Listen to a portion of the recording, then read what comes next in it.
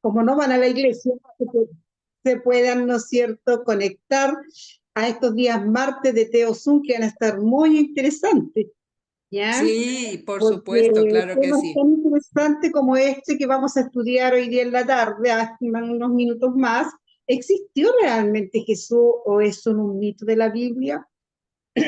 Hay mucho, ¿no es cierto?, cuando uno se pone en TikTok sobre todo, hay tanta gente que dice tantas barbaridades que me da tanta rabia que le digo sinceramente que lo corto, le salgo, porque no es bíblico. Y cómo es una manera de confundir realmente a las personas, ¿no? Y su fe se diluye. Pero bueno, gracias a Dios que nos permite conectarnos en este Teo Zoom. Así que bienvenidos todos. Vamos a dar inicio entonces. Vamos a pedirle a nuestra hermana Nicole que nos ponga el primer himno, por favor.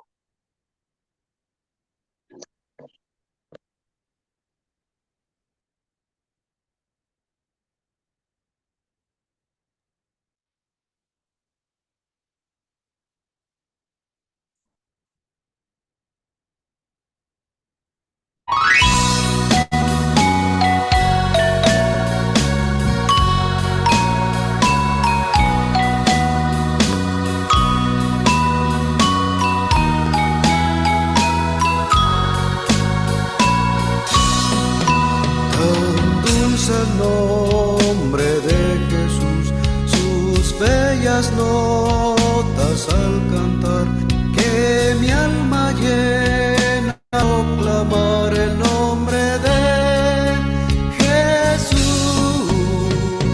Cristo, oh, qué dulce es, Cristo para siempre es.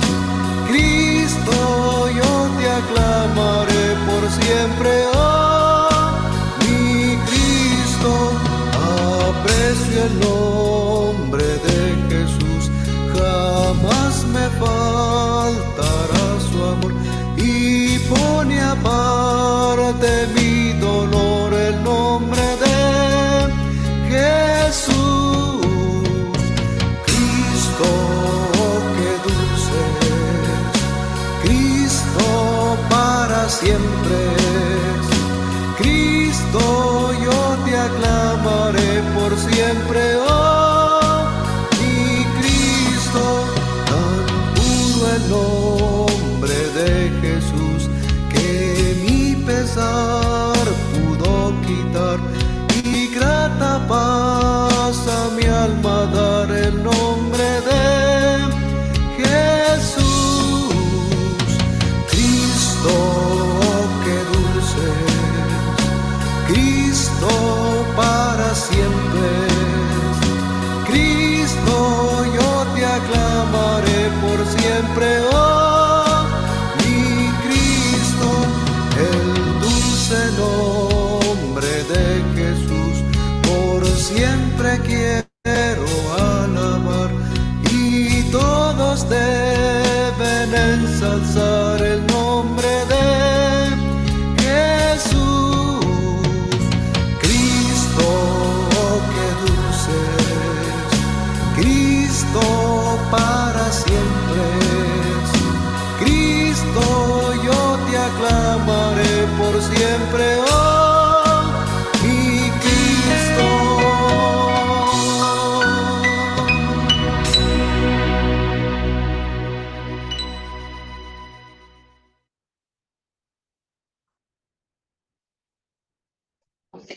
Voy a, hermana Elsie, por favor, tenga la bondad de hacer la oración de inicio de este Teo Zoom, por favor. Amén, amén, hermanitos, por favor. En reverencia nos presentamos ante el Padre Celestial diciéndole: bendito Dios y Padre de nuestro Señor Jesucristo, que agradecidos estamos, mi Señor Dios, en esta primera semana del año calendario 2025. Tú nos permites reunirnos una vez más en esta plataforma para buscar de ti, mi Dios amado, para buscar de tus enseñanzas, de toda esa sabiduría santa que que tú tienes para entregarnos y para que podamos crecer espiritualmente y conocimiento, Señor, que siga creciendo nuestra fe y nuestra confianza en ti, Padre mío. Gracias por bendecir a cada uno de los que estamos aquí conectados y también a los que no han podido hacerlo, Dios bendito. Por favor, bendíceles y ayúdales en cualquier actividad que estén. Padre bueno, todo esto te lo rogamos en el santo nombre de tu amado Hijo, nuestro Salvador Cristo Jesús. Amén. Gracias, hermana Elsie. No. Hermano Felipe, antes de que comience su tema, quisiera usted explicarnos y a todos los hermanos que están acá, ¿no? Este proyecto que usted tiene y que va a compartir con nosotros durante este mes, ¿no es cierto?, de TeoZoom. Muy bien, gracias, hermana Eliana.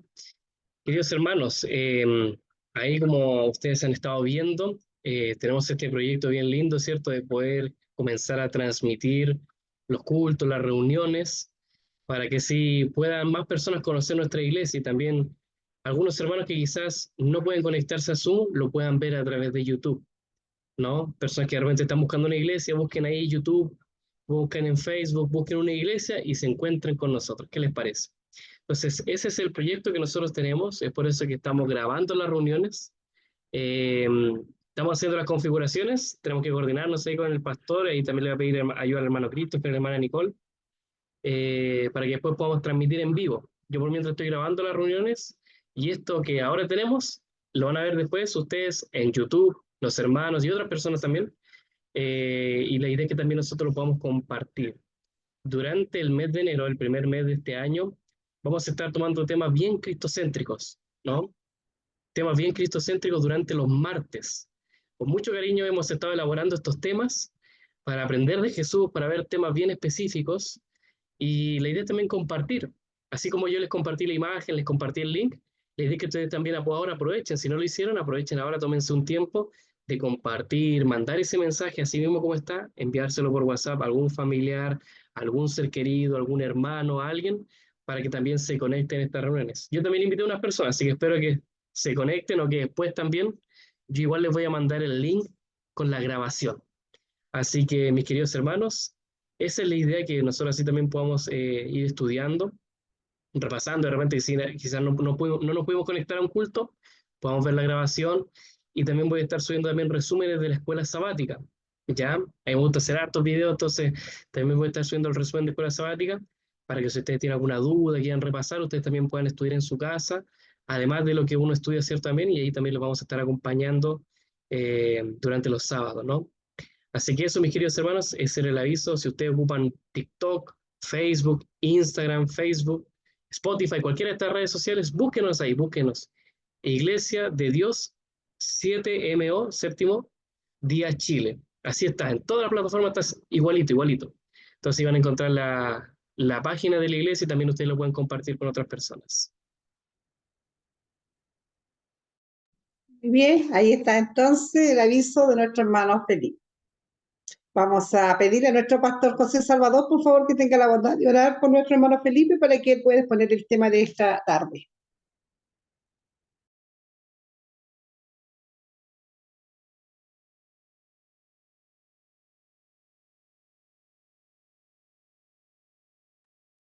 Vamos a orar por el tema, hermana.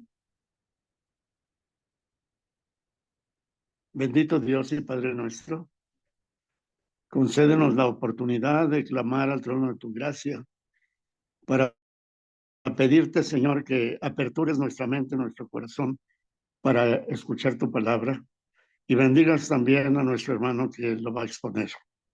Nos ponemos en tus manos dándote gracias por todo, en el dulce nombre de Jesucristo, a quien sea la honra y gloria juntamente contigo. Amén y amén. Amén. Gracias, pastor José. Entonces, hermano Felipe tiene su tiempo.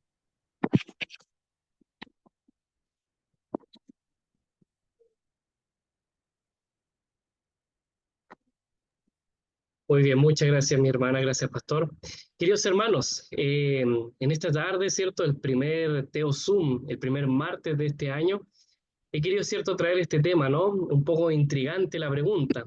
Y una pregunta que quizás muchas personas nos han hecho, o uno mismo también puede en algún momento haberse hecho esta pregunta. ¿Existió realmente Jesús o es solo un mito de la Biblia? Hoy día hay mucha gente que cuestiona si realmente existió Jesús, cómo podemos fundamentar lo que nosotros creemos. Bueno, pues la idea de este estudio, que yo también les voy a pedir ayuda para que ustedes me acompañen también en las lecturas y tomen nota también. Como les digo, lo bueno de esto es que ahora se está grabando, entonces van a poder ver nuevamente el video, van a poder ahí, ¿cierto?, ver la pantalla, las grabaciones, para que sí podamos ir aprendiendo también a responder y dar respuesta ante nuestra fe. Entonces, déjenme compartir acá la pantalla. El tema de esta, de esta tarde comienza con lo siguiente. Yo me imagino que todos nosotros hemos conocido a Jesús de una u otra manera. Quizás crecimos en una familia donde ya nos empezaron a enseñar desde pequeños sobre Jesús, o quizás cuando estábamos en momentos bien difíciles que no conocíamos nada de la iglesia nunca y íbamos a pensar que íbamos a llegar a la iglesia, alguien vino y en el momento más bajo donde nosotros nos encontramos, alguien nos habló de alguien que podía cambiar nuestras vidas, que nos podía ayudar a superar los obstáculos que por mucho tiempo tratamos de superar y no pudimos, a destruir y dejar de lado esos vicios que quizás nos aquejaban y nos daban la oportunidad de poder cambiar nuestras vidas. Quizás escuchamos de Jesús por primera vez a través de una película o a través de Semana Santa, festividades como Navidad, cosas así. Pero este Jesús del cual tanto se habla y tanta gente conoce, ¿no? Y nosotros predicamos, ¿habrá sido un personaje real? ¿Habrá sido un personaje que no solamente a través de la fe y la Biblia, nosotros creemos por supuesto en la Biblia, tenemos fe, ¿cierto?, en Jesús, pero la ciencia podrá decirnos algo también, la historia, la arqueología. Bueno, pues vamos a ver lo siguiente. Muchas de estas dudas y cuestionamientos acerca de si realmente existió Jesús pasaron con muchas personas científicas inteligentes. Entre ellas, por ejemplo, en el 1835, el teólogo David Friedrich Strauss publicó su extremadamente controvertida La vida de Jesús, así se llama su libro, ¿no?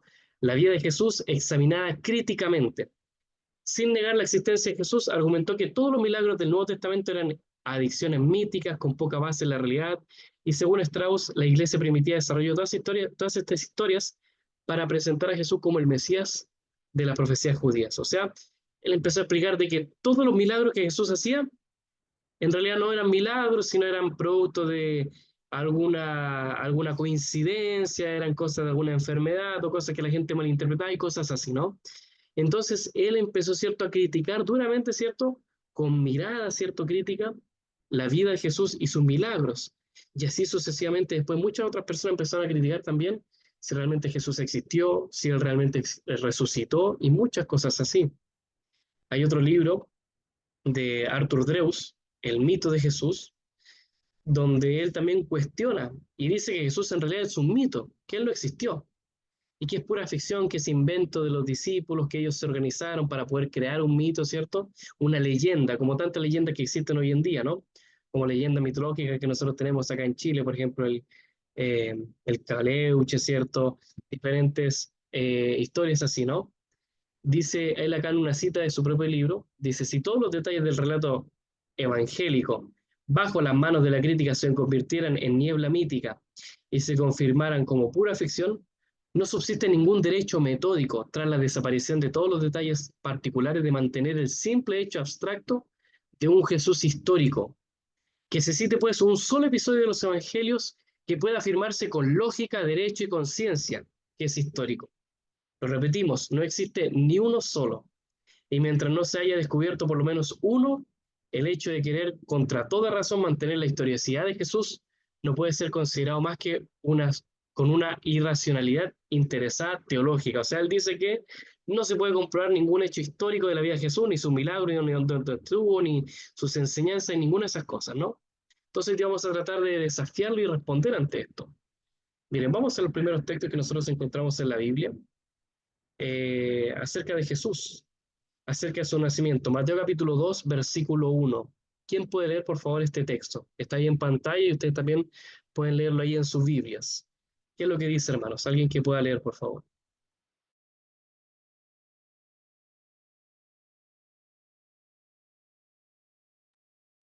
Cuando Jesús nació en Belén de Judea en días del rey Herodes, vinieron del oriente a Jerusalén unos magos. Mateo 2, verso 1. Amén. Gracias, pastor. ¿Ven? Acá, ¿cierto? Se nos narra, ¿cierto? Y se nos pone el contexto en el que nació Jesús. Que Jesús nació en Belén de Judea en los tiempos del rey Herodes. El otro día yo le estaba explicando, ¿cierto?, de dónde venían, ¿cierto?, los herodianos, ¿cierto?, que venían de la familia de Edom, ¿no? Y ahí está el primer Herodes, Herodes el Grande, y después Herodes el Hijo, y así sucesivamente. Que eran los gobernantes en ese entonces de Israel. Eran gobernantes que habían aprovechado, ¿cierto?, las guerras judías para colocarse en el trono, y eran de cierta manera también influenciados por el Imperio Romano. O sea, gobernaban, eran reyes judíos, pero sometían al pueblo ante el Imperio Romano. Entonces se menciona al rey Herodes, un personaje histórico que realmente sí existió, un personaje que nosotros podemos apreciar y ver de que realmente sí existió, y hay vestigios de donde se encontraba también su familia. Permítanme aquí, nuevamente acá.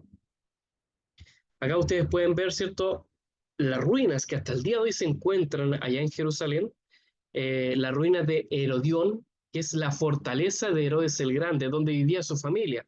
Es donde él, ¿cierto?, tenía su palacio, su vivienda, y vivía con toda su familia, además, ¿cierto?, del lugar donde él se encontraba dentro de Jerusalén, ¿no? Miren qué tremendo, ¿no? Este lugar se conoce como el Herodión, que era la casa de Herodes el Grande, la casa, ¿cierto?, que él después heredó a sus hijos, a su familia, ¿cierto?, y donde ellos vivían. Entonces, existió este personaje histórico que él mencionaba en la Biblia, y ahí podemos encontrar un hecho histórico, arqueológico, que realmente confirma un evento que aparece en la Biblia. ¿Qué más? El siguiente versículo, que aparece en Mateo capítulo 2, versículo 16, nos narra lo siguiente. ¿Quién de ustedes lo puede leer, por favor?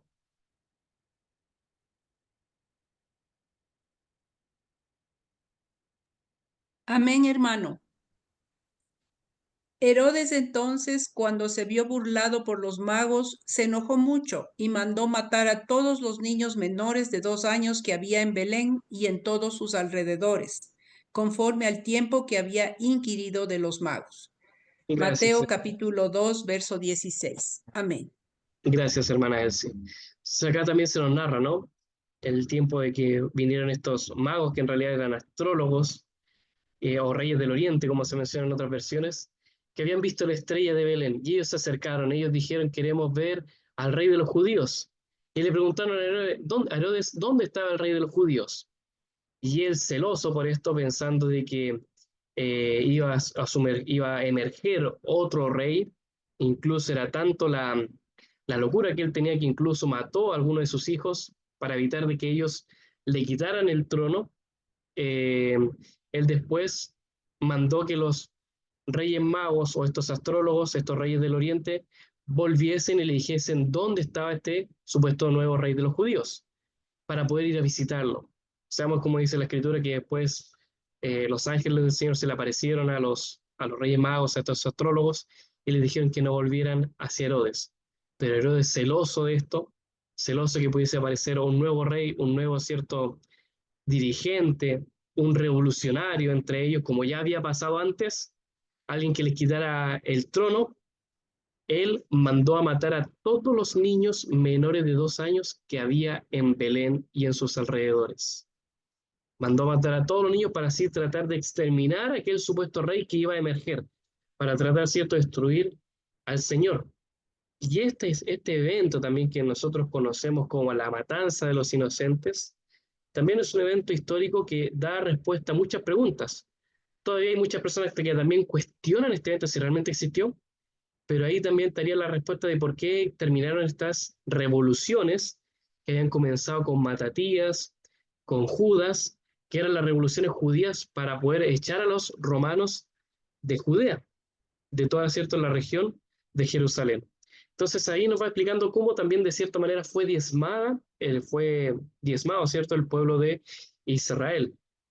Entonces también va explicando de por qué no siguieron estas revoluciones. De esta manera, ¿cierto?, Herodes mostró su poderío, y era una de las tantas cosas, y está acorde también a las locuras que él realizaba, a los malos tratos que tenía contra el pueblo de Israel. Entonces la matanza de los inocentes es un hecho que también se ha pasado de generación en generación, de boca en boca, un evento que se ha transmitido dentro del pueblo de Israel, dentro del pueblo judío también, inclusive dentro de aquellos que no creen en Jesús como Mesías, reconocen que existió este evento que fue la matanza de los inocentes, que el rey Herodes el Grande mandó a matar a todos los niños menores de 2 años en el reino. Entonces aparece otro evento histórico que es el relatado y aparece fuera de la Biblia dentro de la tradición judía. También, Marcos capítulo 2, versículo 1 al 3. Por favor, alguien que pueda leer este versículo también.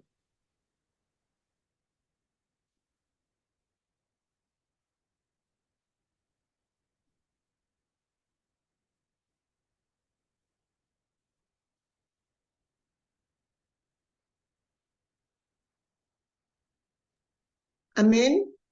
Para aquí, Carmen. Paz, mis hermanos.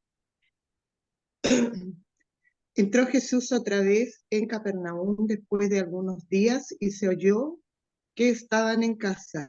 E inmediatamente se juntaron muchos, de manera que ya no cabían ni aún a la puerta. Y les predicaba la palabra. Entonces vinieron a él unos trayendo un paralítico que era cargado por 4. Esto se encuentra en Marcos 2, 1, 3. Amén. Muchas gracias, hermana Carmen. Entonces aquí se relata uno de los primeros milagros de Jesús, ¿no? Cuando él va a Capernaum y entra en una casa y empieza a predicar y vienen estos 4 que traen, ¿cierto?, un paralítico a ese hogar. Nosotros conocemos la historia, ¿no? Y Capernaum es una ciudad, un pueblo, una villa dentro de Jerusalén, que se ha comprobado que existe. Y aquí hay una imagen, ¿no? Una imagen de la ruina de Capernaum. Entonces, es un lugar que históricamente también existe. Es un lugar que históricamente se ha encontrado ruinas, y aquí hay algunas ruinas que han sido restauradas, pero se mantienen lo más fiel posible con sus rocas con las cuales se encontraron, y se mantienen de esa manera en ese estado de preservación. Entonces aquí también encontramos un lugar que la Biblia lo menciona en los tiempos de Jesús, y que se ha encontrado, se ha verificado que realmente existió y existe hasta el día de hoy. O sea, imagínense pensar de que Jesús estuvo caminando por estos lugares, que Jesús estuvo realizando milagros, estuvo predicando por ahí. Si las piedras hablaran, como el mismo Señor Jesús dijo, las piedras nos hablarían y nos dirían que Jesús estuvo en medio de ellas, Jesús estuvo paseándose allí, estuvo predicando, enseñando. Y de esta manera también la arqueología nos muestra de que es verídico esto. Aquí hay otro texto, Juan capítulo 18, versículo 28. ¿Quién de ustedes puede leerlo, por favor? Leo, hermano. Entonces llevaron a Jesús de casa de Caifás al pretorio. Era muy de mañana y ellos no entraron al pretorio para no contaminarse y poder comer la Pascua. Amén. Muchas gracias, hermana Eliana. Entonces, miren, acá también cuando Jesús es enjuiciado, sabemos que él fue llevado a la casa de Caifás, después al pretorio de Pilato, después donde Herodes, nuevamente al pretorio, estuvo, ¿cierto?, toda una madrugada en eso. Acá dice que lo llevaron al pretorio. Fíjense, acá el evangelista Juan ocupa una palabra que no es propia del arameo ni del hebreo. En realidad la palabra, ¿cierto?, dice pretorium.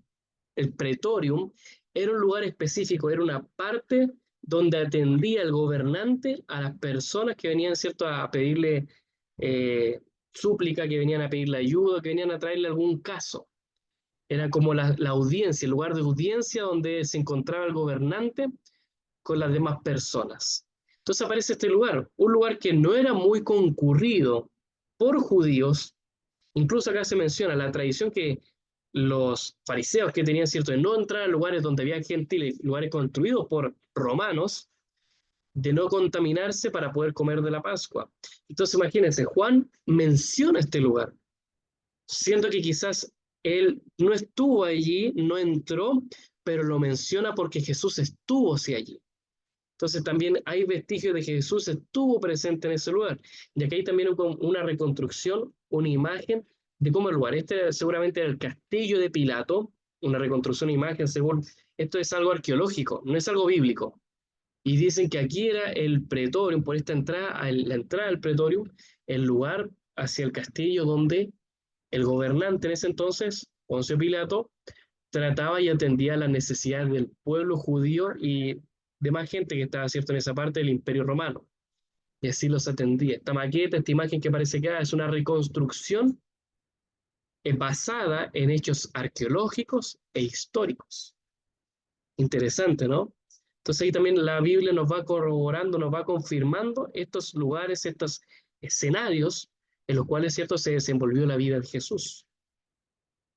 ¿Qué sigue más adelante? Juan capítulo 18, versículo 33. Aquí aparece este personaje, ¿no? ¿Quién de ustedes, mis hermanos, puede leerlo? Entonces Pilato volvió a entrar al palacio, al pretorio, y llamó a Jesús y le dijo: ¿Eres tú el rey de los judíos? Juan 18:33. Muchas gracias, hermana Ivonne.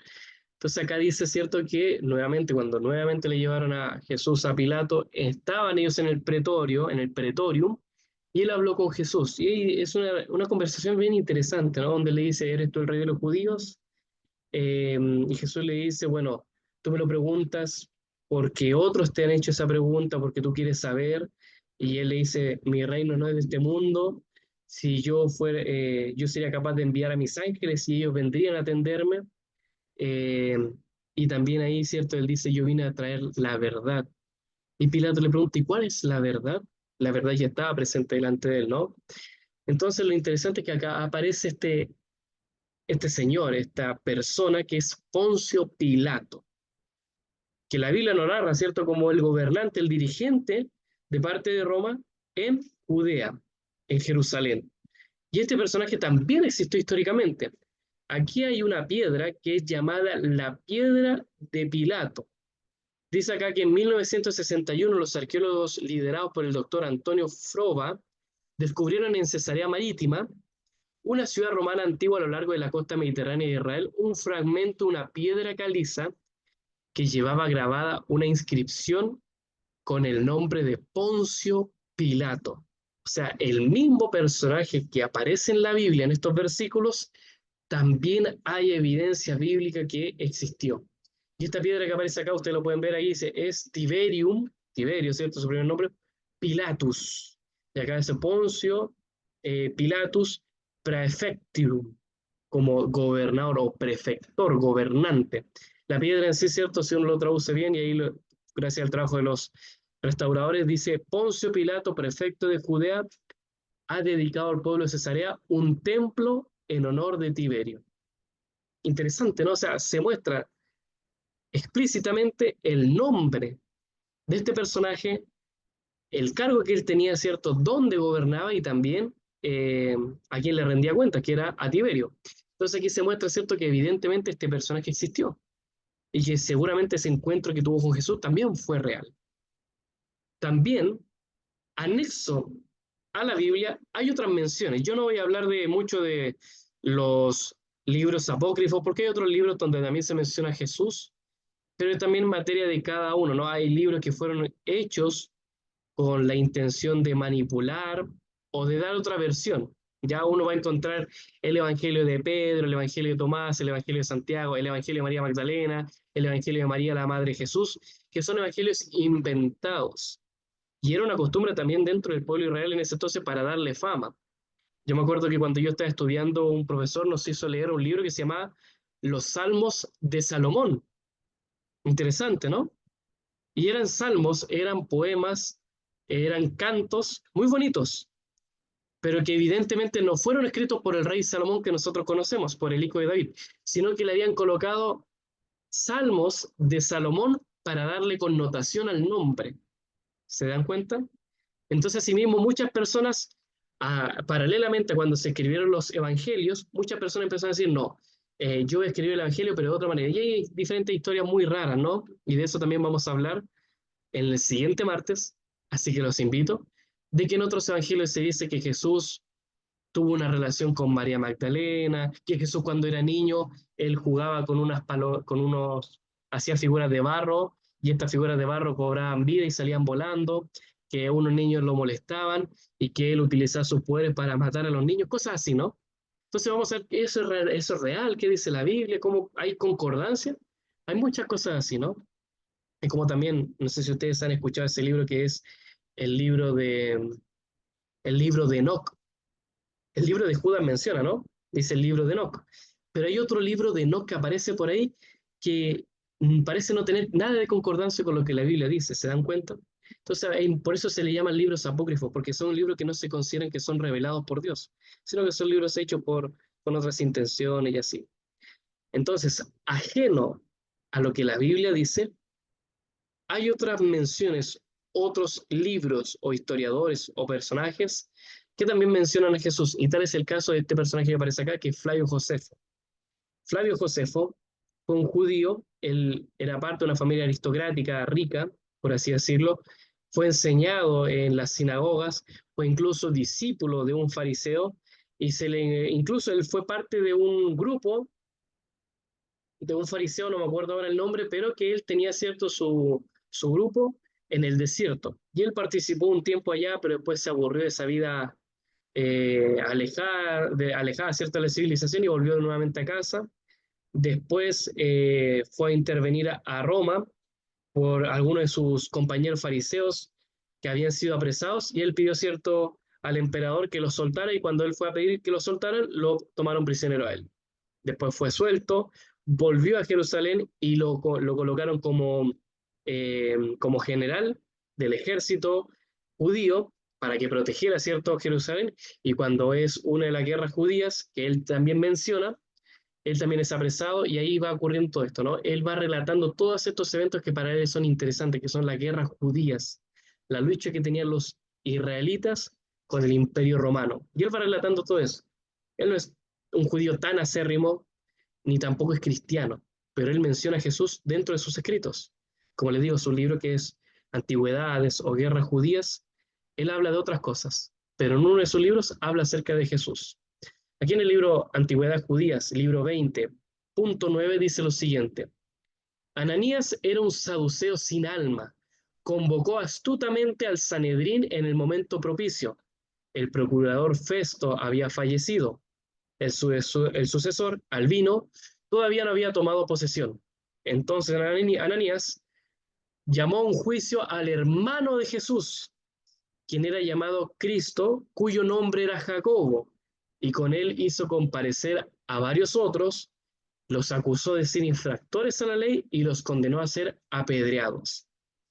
Miren, él va relatando un evento extremadamente histórico, ¿no? Habla acerca del Sanedrín, habla acerca de quién era el líder en ese entonces, que era Ananías, un saduceo, y habla de que en ese entonces el procurador había fallecido, etcétera, faltaba que Albino tomara el poder, y él dice: Ananías, que era este saduceo que estaba encargado del Sanedrín en ese entonces, llama al hermano de Jesús, uno de los hermanos, porque sabemos que José probablemente tenía otros hijos, y probablemente también tuvo otros hijos con María después de tener a Jesús. Trajo, ¿cierto?, este hermano que era Jacobo, que si nosotros vemos la historia también, Jacobo el mártir, Jacobo el hermano de Jesús o el hermanastro de Jesús, existió también históricamente. Él fue un discípulo también del Sanedrín, él fue, ¿cierto?, un rabino, y se dice, según la historia y también la tradición judía, de que él fue el primer líder de la iglesia cristiana, y por eso lo llamaron, ¿cierto?, a él, y lo condenaron y lo apedrearon, ¿sí? Entonces también ahí hay una incordancia con lo que dice la Iglesia Católica, ¿no? De que el primer líder de la Iglesia cristiana fue Pedro, porque en realidad fue Jacobo, y también el libro de Hechos lo menciona, ¿ya?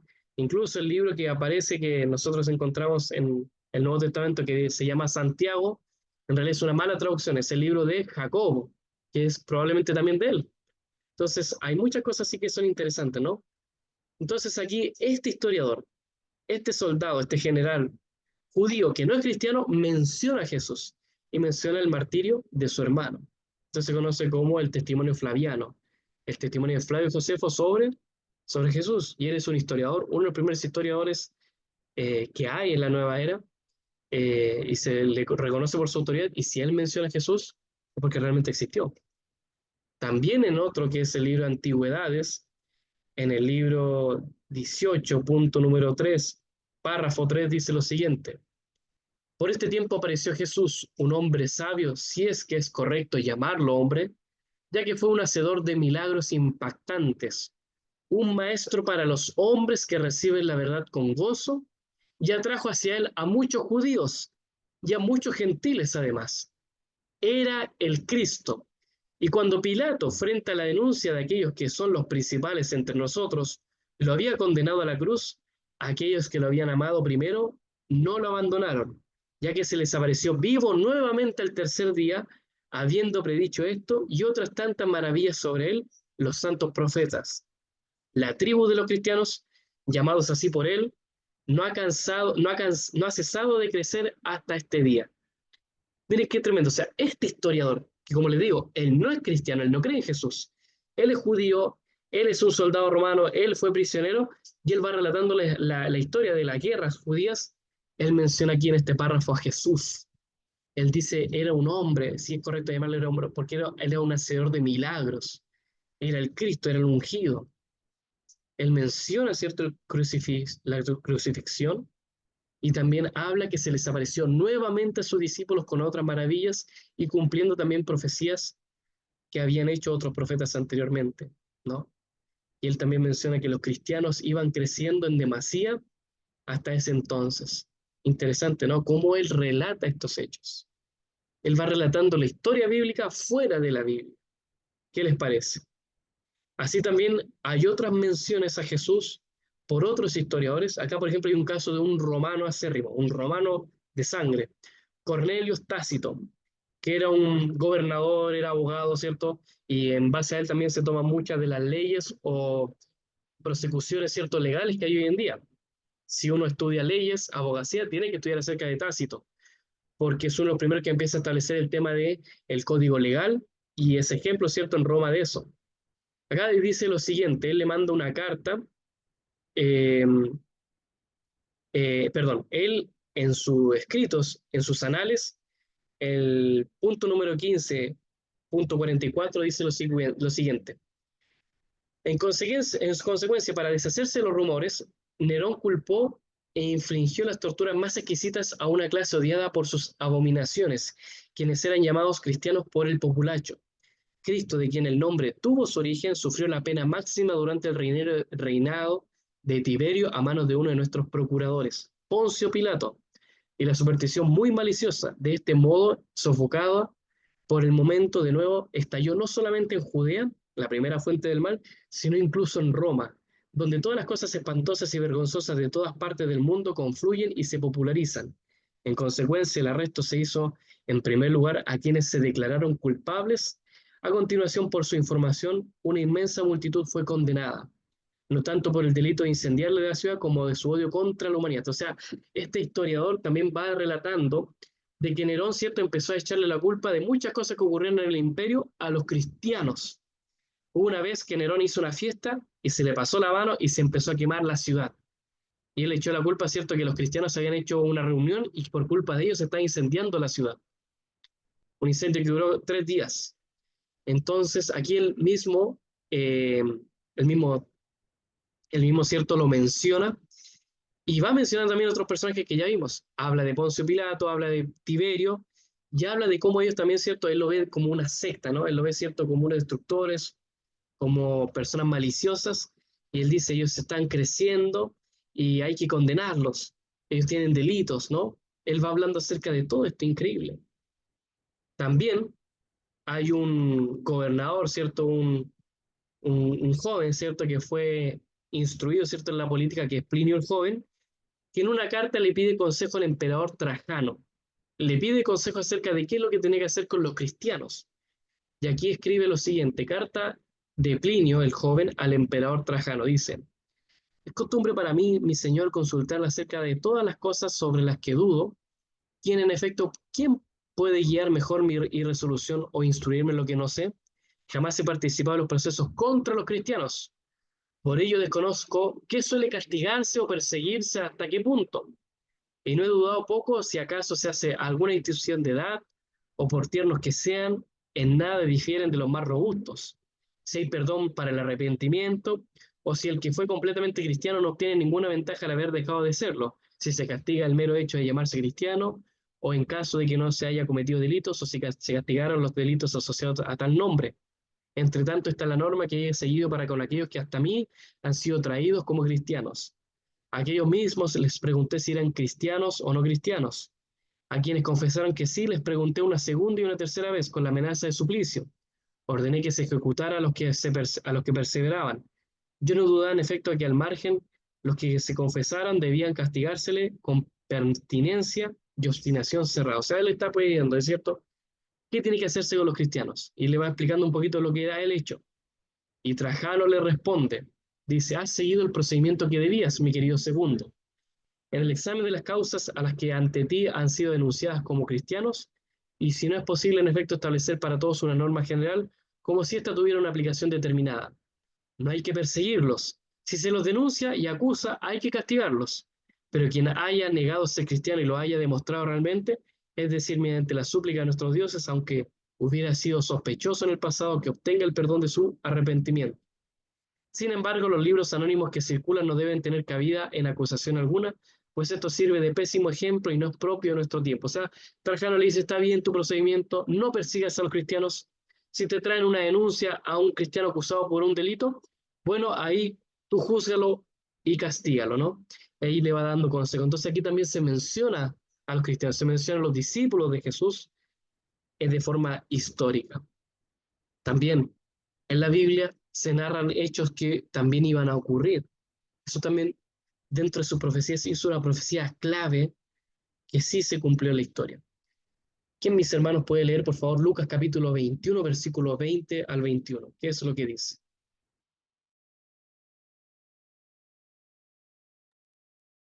Ahora bien, cuando vean a Jerusalén rodeada de ejércitos, sepan que su destrucción ya está cerca. Entonces los que estén en Judea huyan a las montañas, los que estén en la ciudad salgan de ella, y los que estén en el campo no entren en la ciudad. Lucas 21, versículos 20 al 21. Muchas gracias, hermano Jaime. Entonces acá nosotros conocemos la historia, ¿no? Este es paralelo también. Lucas relata lo mismo que aparece en Mateo capítulo 24, cuando Jesús iba a entrar al templo junto a sus discípulos, y sus discípulos le dicen, mira, Señor, el templo que nos demoramos más de 50 años en construir, ¿qué te parece? Y Jesús les dice, un templo muy bonito, ¿no? Adornado, perfecto, hermoso para Dios, ¿no? En su principio. Jesús lo ve y dice, de cierto les digo que no quedará piedra sobre piedra. Los discípulos perplejos le dijeron, pero Señor, ¿cómo va a ser posible que destruyan el templo, un templo que nos demoramos tantos años? ¿Cuándo va a ocurrir esto? Y él ahí dice, ¿no? Cuando vean a Jerusalén rodeada de ejércitos, sepan que su destrucción está cerca. Y entonces los que estén en Judea, los que estén acá en esta región, huyan a las montañas, salgan de la ciudad, aprovechen esa oportunidad. Y eso fue efectivamente lo que ocurrió. En el año 68 Nerón, cuando Nerón, ¿cierto?, falleció, Vespasiano, ¿cierto?, aprovechó de tomar el poder, y en ese entonces, cuando no había gobernante en Jerusalén, Vespasiano se dirigió con sus tropas, con su ejército, a tomar posesión, a tomar el poder nuevamente de Jerusalén. Y entonces fue cuando rodeó con sus ejércitos desde las montañas aledañas a Jerusalén. Pero entonces le dijeron que tenía que irse hacia Alejandría para recibir la corona, para recibir el poder. Entonces, él dejó cierto eso a su tiempo y después se fue. Pero no fue hasta que después, en el año 70, el emperador Tito volvió y él destruyó Jerusalén, ¿no? Entonces, en el año 68, con Vespasiano, se cumplió la profecía que Jesús decía, ¿no?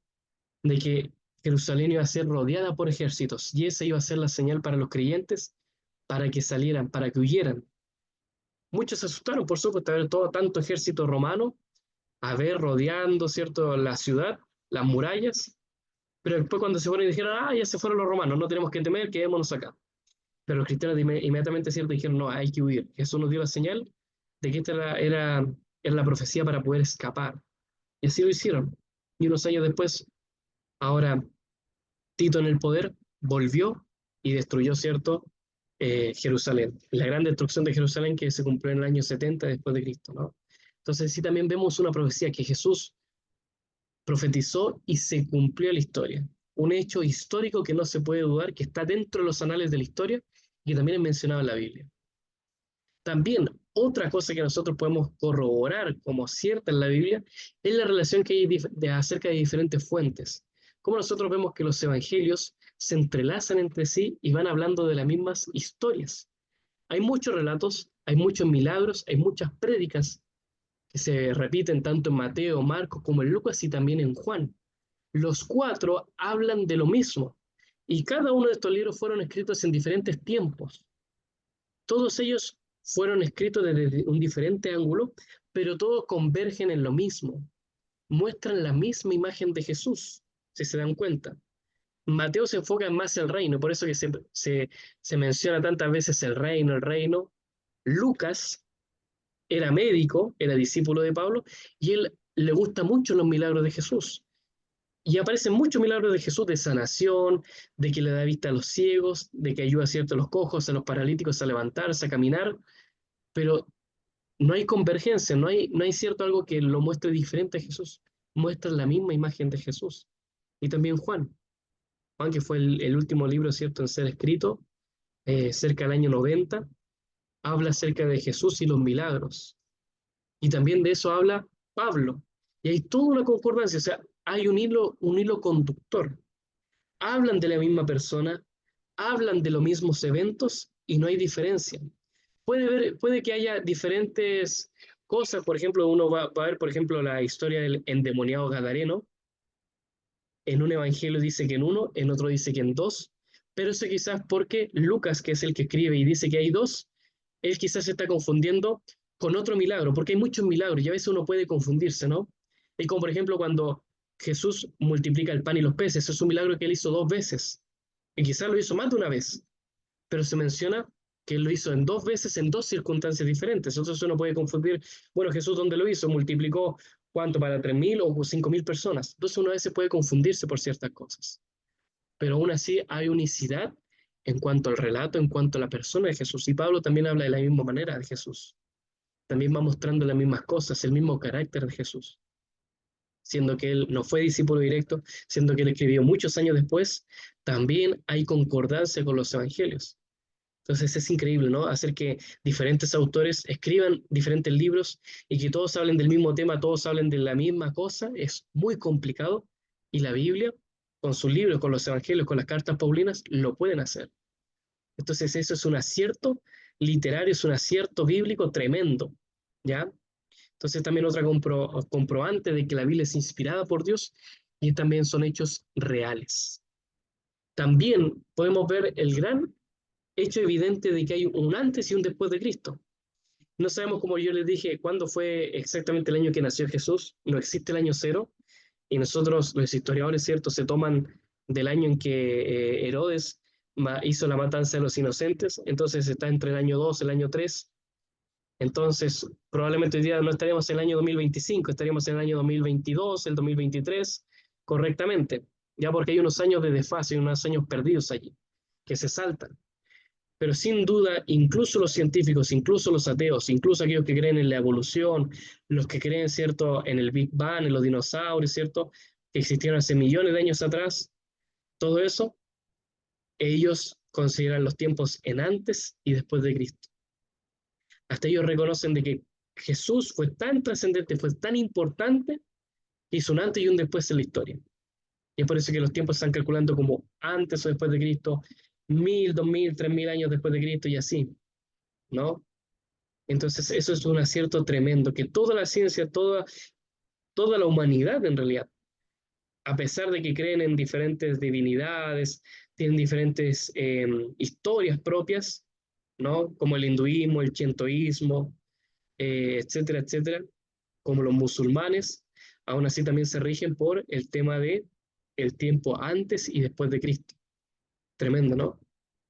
Después nosotros sabemos que cuando fue la Revolución Francesa, la Ilustración, empezaron a salir diferentes pensadores, ilustradores, personas que decían, bueno, hay que cuestionar la religión, ¿será realmente así? Y es cuando muchas personas empiezan a cuestionar, y uno de ellos, ¿cierto?, muy famoso, Friedrich Nietzsche, ¿no? Sociólogo, ¿cierto? Que habla acerca del ser humano y él dice, Dios ha muerto, nosotros lo hemos matado y Dios ya no es relevante, a eso se refiere, de que Dios ha muerto. Que Dios ya no es relevante, que ahí empieza el gnosticismo, ¿cierto? De que Dios quizá existió un Dios o no hay un Dios, pero que no es relevante en nuestra historia. Entonces él dice, Dios ha muerto. Pero miren, en el mismo tiempo donde Nietzsche dice que Dios ha muerto, empiezan a aparecer otras personas que empiezan a exaltar la historicidad de Jesús. Y uno de ellos es Rudolf Bultmann, que es casi paralelo, vivió unos años más que Nietzsche, y él se le conoce por presentar al Jesús histórico. Él hizo una investigación, él es un académico, teólogo, historiador, que él demostró a través de la ciencia, a través de diferentes eventos, de que Jesús históricamente existió. Y gracias a él, nadie puede negar la historicidad de Jesús. Aunque muchos no crean en él, nadie puede negarlo porque Rudolf Bultmann comprobó que Jesús realmente existió, fue un personaje histórico y que hay mucha evidencia, hay comprobancia de eso. Y también no solamente eso, yo quiero que algunos de ustedes puedan leer también lo que dice Efesios capítulo 2, versículo 1 al 7. ¿Qué es lo que dice acá el apóstol hacia nosotros?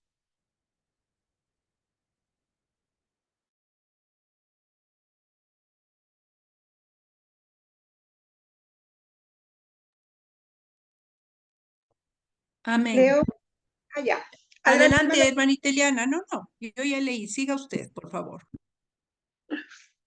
En cuanto a ustedes, estaban muertos en sus delitos y pecados, y los cuales anduvieron en otros tiempos conforme a la corriente de este mundo y al príncipe de las potestades del aire, el espíritu que ahora actúa en los hijos de desobediencia. En otro tiempo, todos nosotros vivimos entre las pasiones de nuestra carne, haciendo la voluntad de la carne y de la mente, y por naturaleza éramos hijos de ira como los demás. Pero Dios, que es rico en misericordia, a causa de su gran amor, con que nos amó, aun estando nosotros muertos en delitos, nos dio vida juntamente con Cristo. Por gracia son salvos, y juntamente con Cristo Jesús nos resucitó y nos hizo sentar en los lugares celestiales para mostrar en las edades venideras las súper buenabundantes riqueza de su gracia por su bondad hacia nosotros en Cristo Jesús. Efesios capítulo 2, versículo del 1 al 7. Amén. Perfecto, muy bien, gracias hermana Eliana. También acá lo que el apóstol Pablo nos dice que cuando uno conoce al Señor, cuando uno se encuentra con Él, así como Él también vivió esa experiencia, que quizás conocía, escuchaba de Jesús, y Él fue un perseguidor de los cristianos, hasta que se encontró con Jesús. Él nos dice, ustedes estaban muertos en sus delitos, en sus pecados, anduvieron conforme al mundo, anduvieron siendo esclavos del príncipe de la tierra, de Satanás. Pero ahora ustedes, el espíritu de obediencia, ustedes ahora son hijos de Dios. Ahora ustedes son seguidores de Cristo. Ahora ustedes no se enfocan en la carne, sino en la voluntad de Dios. Él nos dice, hemos sido crucificados en Cristo y hemos sido transformados a una vida nueva. Somos salvos por gracia. Con Jesús hemos resucitado una nueva vida y Él ahora nos permite sentarnos en lugares altos y gozar de su riqueza, gozar de su gracia, vivir junto con Él. Entonces acá lo que el apóstol Pablo nos dice también de que no solamente conociendo a Jesús históricamente, conociendo al Señor, no, sino que también cuando uno conoce a Jesús, nuestra vida es transformada, nuestra vida cambia.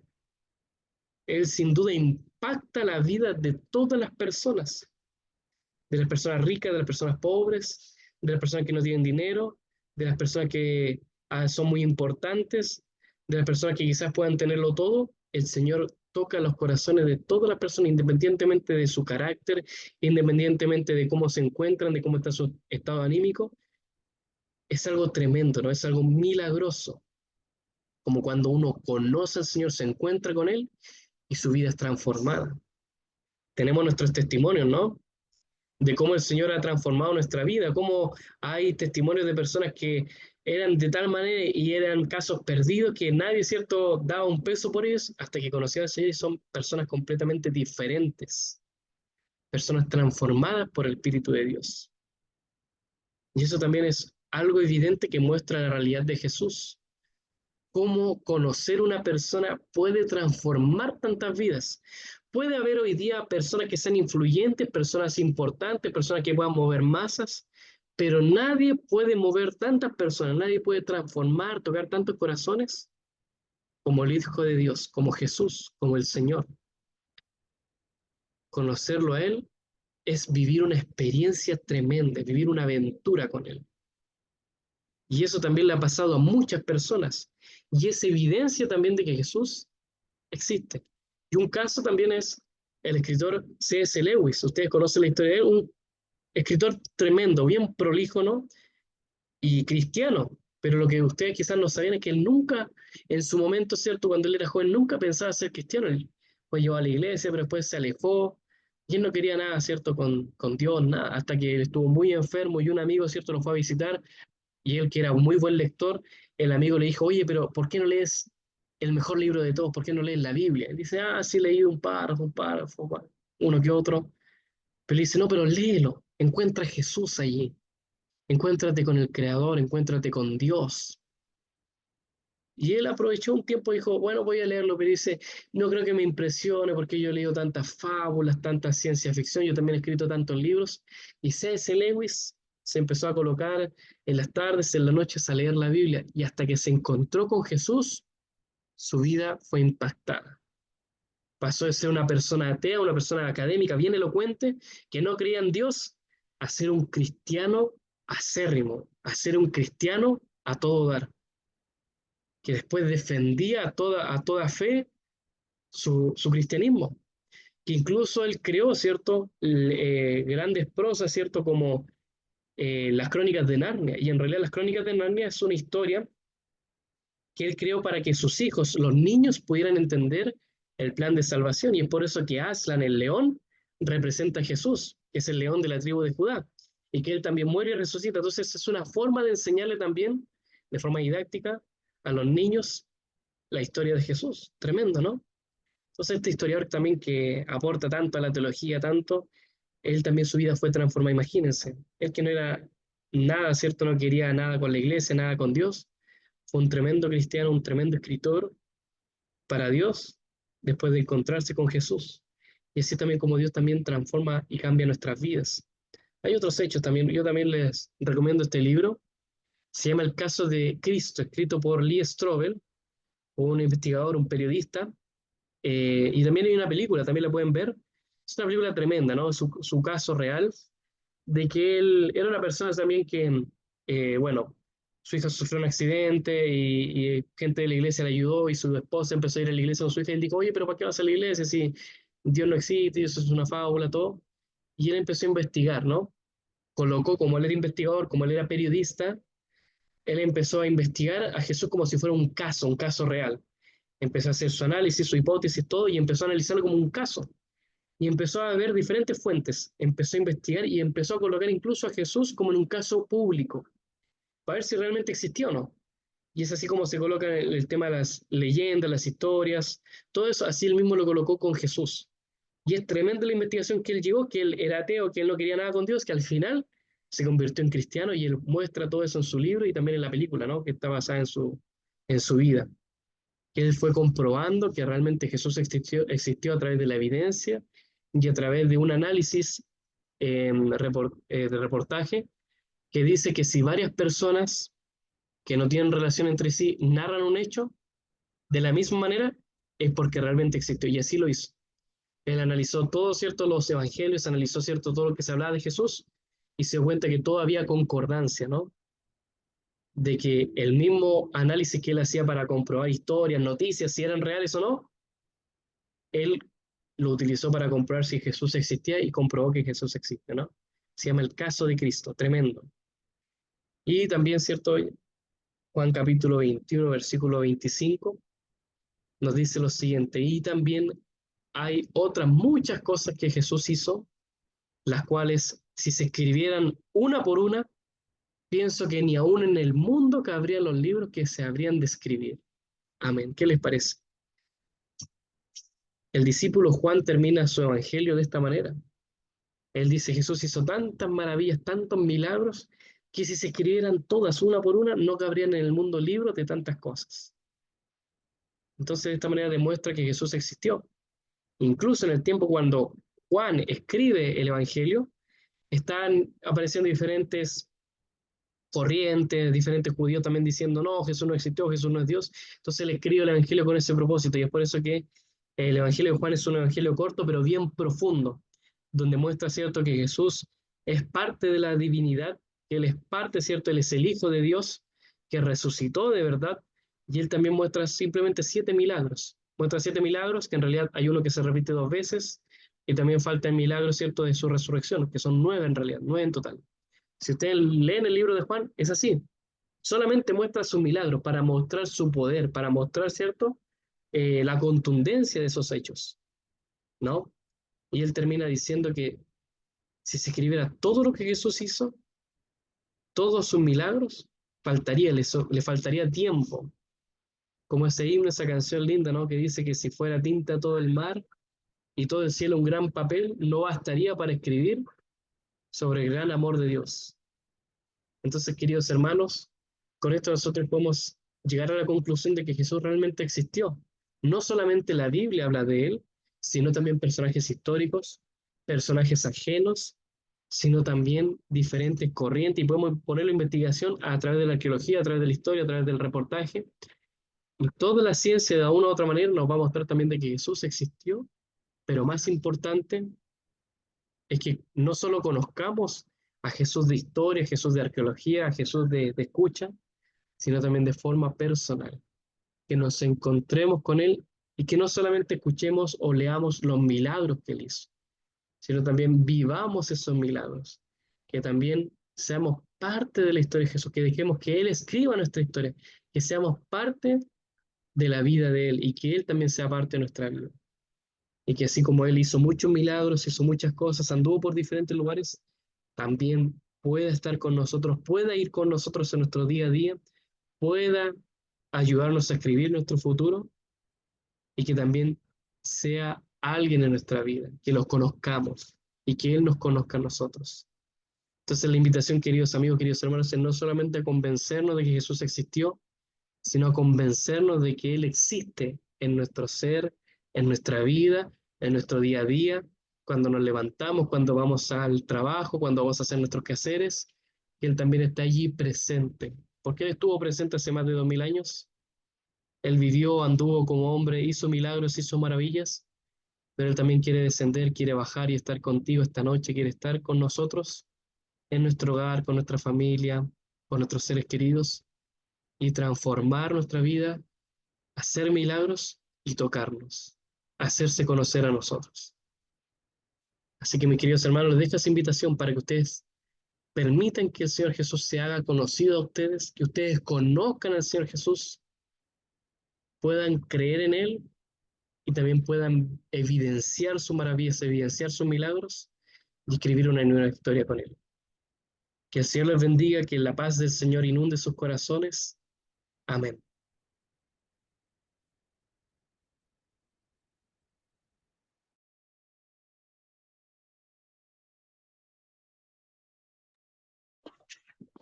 Muy bien. Gracias, hermano Felipe, por este mensaje. Hemos entendido súper bien. Yo creo que no queda duda, ¿no?, que la historia, que los libros que se escriben mencionan que sí existe Cristo. Si leyeran la Biblia y creyeran en ella y la aceptaran, todo sería fantástico. Muy bien. Gracias le damos al Señor entonces por este primer Teo Zoom. Esperamos conectarnos mañana también en noche de oración, agradeciendo también por el Señor por todas las bendiciones. Si hay un pedido de oración, por favor, tráiganlo, ¿ya? Y le agradezco al Señor porque yo tuve 2 visitas acá. Mi esposo y mi cuñado escucharon, así que yo creo que el próximo martes van a estar conectados también, ¿no?, ahí escuchando estos mensajes que son interesantes y que en una oportunidad hemos podido conversar y realmente aclarar que sí existe Jesús.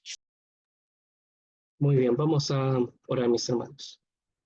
Amoroso Señor, que estás en los cielos, gracias, Padre, por esta instancia que nos has regalado de poder estudiar, profundizar más en tu palabra, Señor, y también responder a la pregunta si realmente existió Jesús, que a través de la historia, a través de la arqueología, a través de la ciencia, no nos quede duda, pero que tampoco, Señor, a través de tu palabra, a través de nuestra propia vida, que no solamente podamos ver los milagros que Jesús hizo, lo que Él hizo, Señor, por donde anduvo, sino que también pueda ser alguien presente en nuestras vidas, que Él pueda estar con nosotros, acompañándonos día a día, también a través de tu Santo Espíritu, Señor, y que también podamos conocerlo de forma personal, que el Señor Jesús pueda hacer milagros en nuestra vida, transformarnos así como transformó la vida de muchas personas, y que nosotros podamos conocer realmente al Señor y Él nos pueda conocer a nosotros.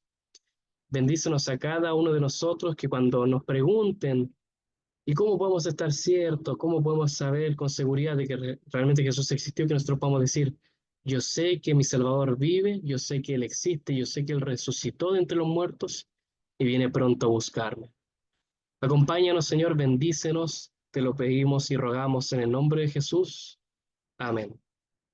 Amada Iglesia del Señor, que el Señor pueda inundar con su amor tu hogar, tu familia, alcance a los suyos y que pueda resplandecer tu rostro con su paz, su amor, y que pueda hacer luz a las naciones. Paz del Señor a tu vida. Amén. Amén. ¿Pueden abrir su micrófono? Saludos mis hermanos, bendiciones, un abrazo a la distancia. Nos Muchas vemos. bendiciones, paz de Dios para todos, que Dios les proteja y les guarde. Dios merante, nos veremos mañana. Primero Bendiciones, Dios, bendiciones. bendiciones para todos. Gracias, Amén. hermano Felipe, por su exposición. Dios le bendiga. Amén, amén. Bendiciones, paz. Nos vemos. Chao, chao. Chao, chao.